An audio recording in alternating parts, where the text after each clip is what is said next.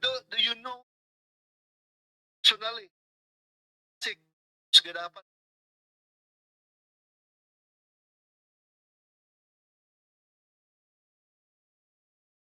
Alam nyo yung hindi nagsisinungaling? Sagot kagad, walang paligoy-ligoy, yes or no lang.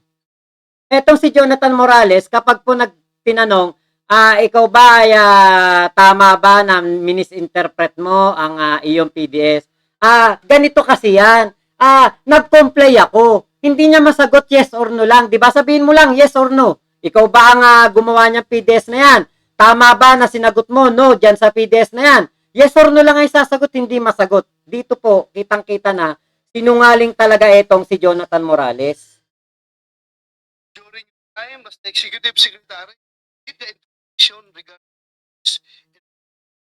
Maricel Soriano and other file cohorts to your office? Oh. Thank you. Kita nyo? No, sir. Napakabilis lang sumagot. Sa mga nandyan po, pakisagot nyo nga po sa akin kung naririnig nyo po yung pineplay kong video. Yes or no lang. At kasi baka mamaya hindi nyo po naririnig ng maliwanag eh. Yes or no lang po yung katanungan natin. Hindi po natin kailangan na magpaligoy-ligoy. Diba? Yes or no lang. Antayin natin. Baka may sumagot na dyan. Sana po may sumagot ha. Yes or no lang po yung tanong ko. Yes. Ayan Nay Teresita Tan. Kuya Riders for Life. Ate Janet Rosario.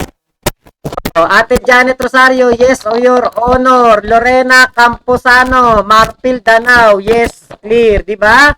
Napakadali lang naman sumagot nang walang paligoy-ligoy. Ayan napakasarap di ba madinig, yes or no lang, nasagot kagad, no, di ba, yes, yes or no, no, yes, ganun lang.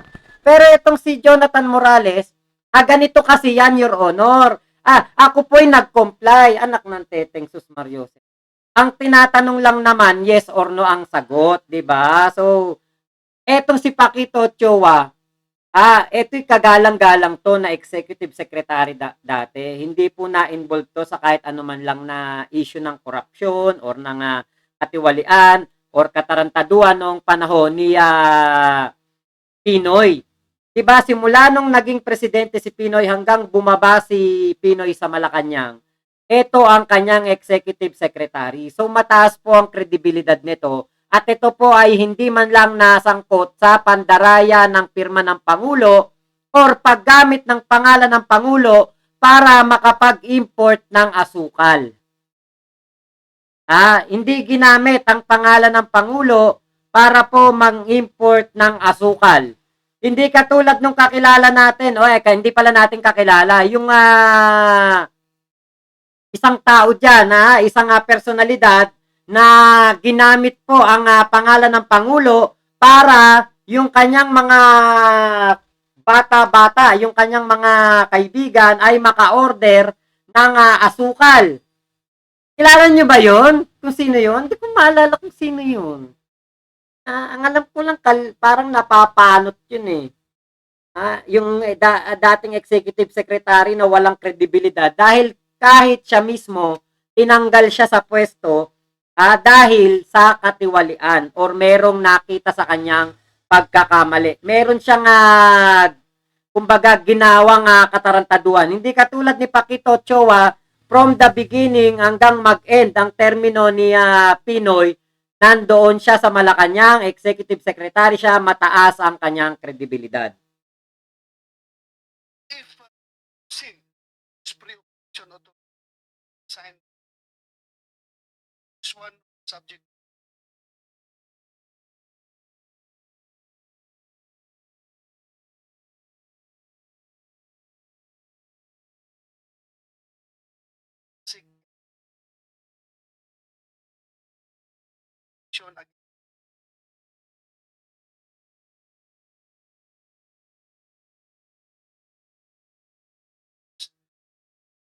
against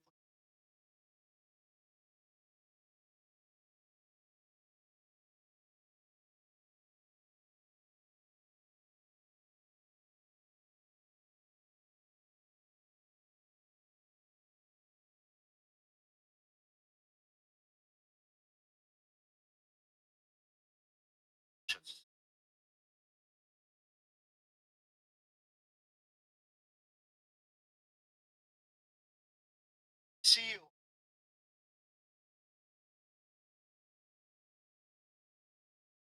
Jones.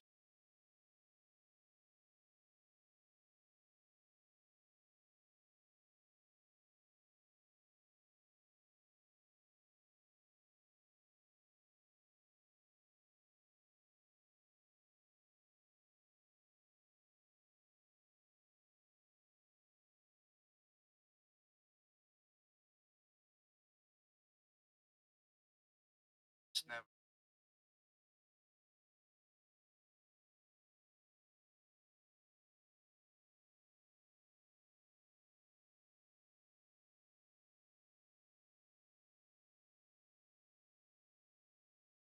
CEO.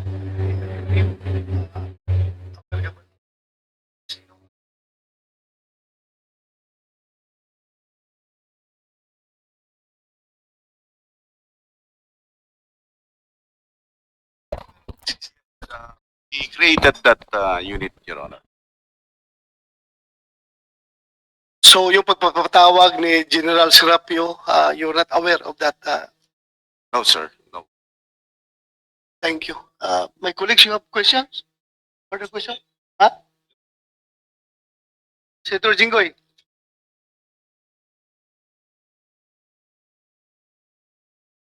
Thank you, Mr. Chair. Mr. Chair, paano ba na-implicate yung pangalan ni Atty. Ochoa?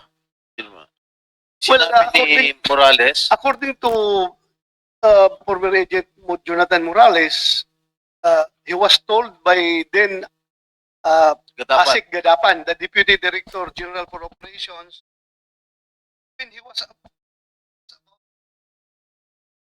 for schooling in ILIA, International Law Enforcement Academy in Bangkok, Thailand.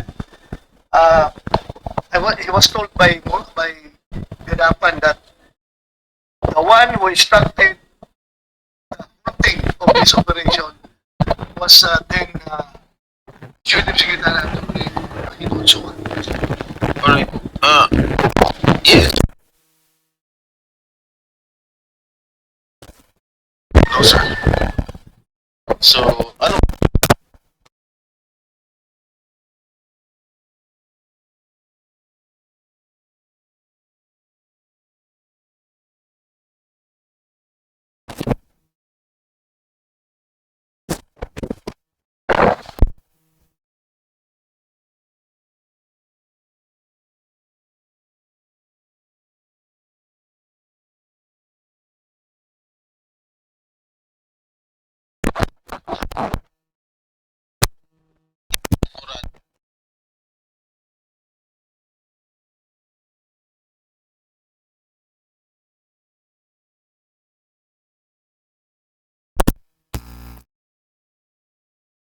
Surveillance operation.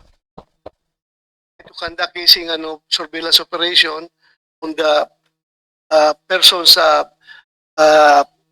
mentioned in the information was disapproved by Gadapan. Why is that? By instruction daw si Secretary.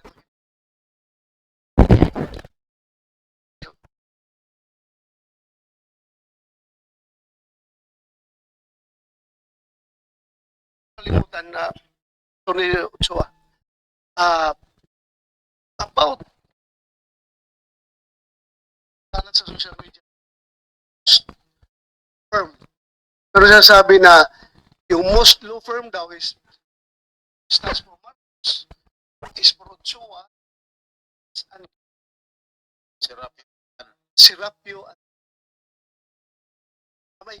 Is this information correct? That the members of the same law firm with the now First Lady Marcos? That is true, Your Honor. We're co-partners, and we formed that 2006. But when I got appointed as Executive Secretary, I have draw from that law firm in 2010. Insinuations. Insinuations lang.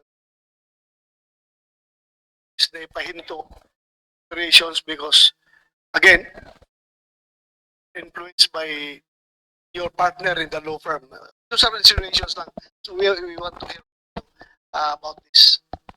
Ano lang, kinukonfirm ko lang sa'yo. That's true. Thank you for that answer. Senator Jinggoy, you may No further continue. questions, Mr. Chair. Your Honor, just on that point, you left the firm because you were appointed ES? That is correct, Your Honor. By whom? By President Benigno Simeon Aquino. Was your immediate superior superior? 6 years. Serving as the alter ego of the president, you don't do anything without his knowledge or order. It's correct. Miss ko na rin. Thank you, Your Honor. I don't have questions, Mr. Salamat. Cheers.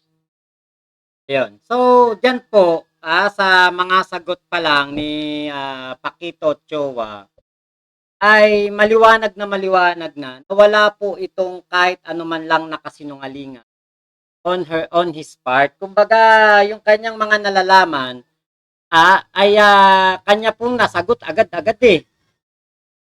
Kayang-kaya niyang sagutin lahat, yes or no. Direktang sagot kung ano po ang kanyang nalalaman o hindi nalalaman. Hindi katulad nitong si Jonathan Morales, kapag tinanong mo, maraming paligoy-ligoy. Maraming kumbaga paliwanag. Yes or no lang naman yung kumbaga na gusto nating malaman o gustong malaman ni nitong si Senator Jinggoy.